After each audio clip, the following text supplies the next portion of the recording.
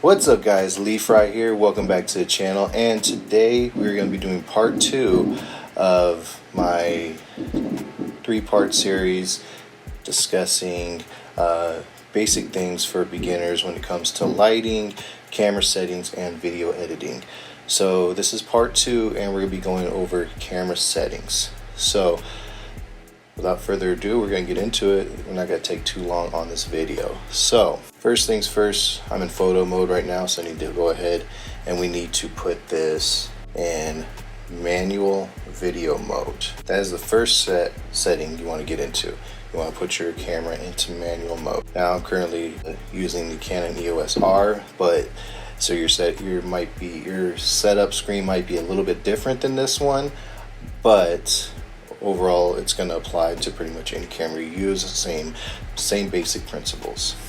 Alright, so first thing we want to go and do is we want to decide which frame rate we want to shoot in. Basically you can shoot in any frame rate that you want, 24, 30, 60, it's whatever your preference is. I personally shoot in 24 frames per second, so I'm going to go into my video settings and I'm going to choose full HD all eye 24 frames per second, or I will also use the 4K 24 frames all eye, just depending on what I'm shooting. So that's my main setting I'm going to go to. Next, you want to set up your focus settings. For me, how I set it up is if I'm doing any kind of talking head or talking to the camera, I'm going to make sure I turn into the face detect autofocus. If I'm shooting any subjects, any products, whatever it is, I'm going to use the 1-point autofocus setting.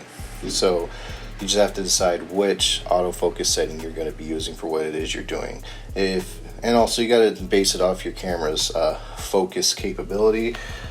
We know some cameras are better autofocus than others. So next thing we want to set is white balance. Usually when I'm inside doing my talking head with my lighting setup, I usually just set it to daytime because my lighting is color balanced to daylight type lighting. So that's what I use, and that tends to work.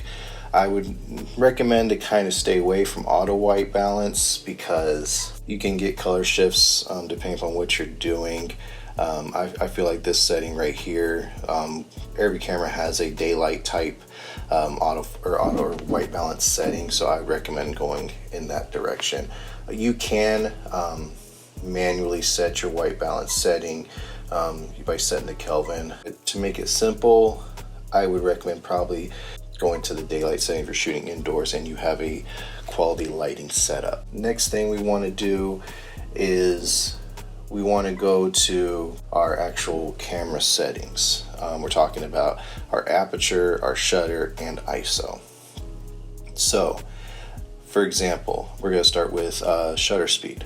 If you're shooting like I do in 24 frames per second, the rule of thumb is you want to shoot double your frame rate. Now, it does not have, for 24 frames per second, 48.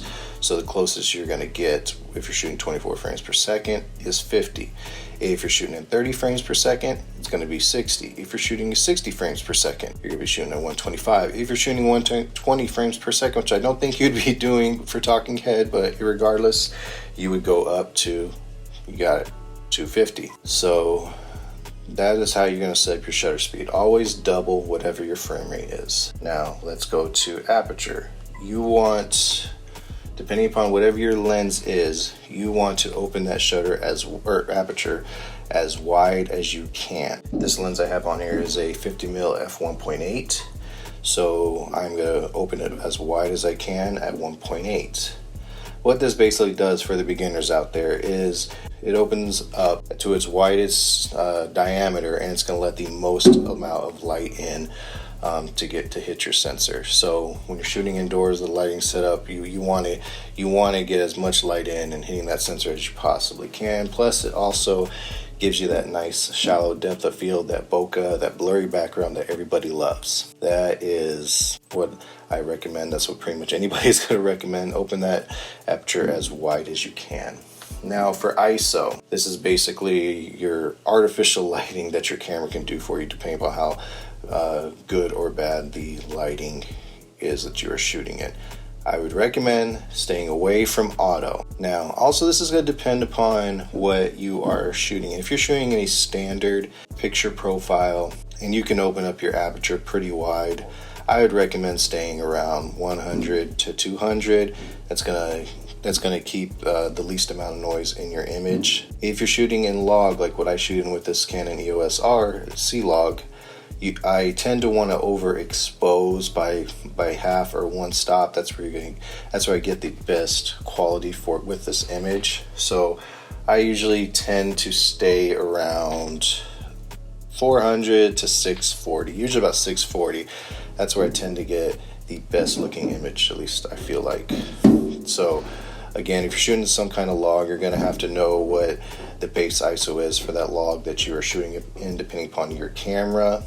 If you're shooting in standard picture profile and you can open your aperture up pretty wide, like 2.8, 1.8, 2.0, that kind of thing, I would recommend staying around 1 to 200 ISO, again, so it reduces the noise. Lastly, again, it's just picking your picture profile. If you have log and you're comfortable grading log, I would recommend using log. Just that's going to give you the best dynamic range, the most control over your image. If you do not have log, or you do not feel comfortable shooting in log, then I would recommend sticking with the standard picture profile or a neutral. Most cameras have both of those, so a standard or neutral type picture profile is probably where I would stick with. Okay, so the last setting I would recommend looking into is your audio. If you have the option to control your audio levels, because most of the time you're probably going to be using, you don't really want to use the onboard mics on the camera. It's better to kind of go into the audio settings and also having an external mic and probably dropping that gain a little bit so you don't get those high peaking valleys when it comes to your audio. So I would recommend, if you have the option for your camera, going in, adjusting the gain. I drop it down just like right here, basically at right in the middle. That's where it kind of comes out at. I drop it down about a couple, 2 or 3 stops, just to kind of make sure that audio is not peaking. Then I hook up an external mic to the camera. I am currently not recording on any external mic to the camera. I have my microphone that I'm sitting here recording my audio off of while I'm talking to you guys. So, but that's what I recommend when it comes to hooking up an external mic source to your camera and then just adjusting the audio in camera. So that is basically it. Those are the camera settings that I recommend for anybody trying to get into video and wanting to know, how you set up your camera, best quality image and best quality product that you want to put out there. Again, choose your frame rate, put your camera in manual, set the shutter to double whatever your frame rate is, open your aperture as wide as you can, ISO as low as you can, depending on which profile you're shooting in. If you're log, know what the base ISO is for that log profile so you expose it properly. Select your white balance and adjust your audio levels so you get the best quality audio for your video. Alright guys, so we're going to go ahead and wrap this up. I hope you guys enjoyed it. Hope you guys found some use out of it. Next video we're going to be talking about color grading, so make sure you stay tuned for that. And again, if there's anything you guys want to see, please let me know. If you're not already subscribed, hit that subscribe button, hit that like button, and we will see you guys at the next video. You guys have a good one.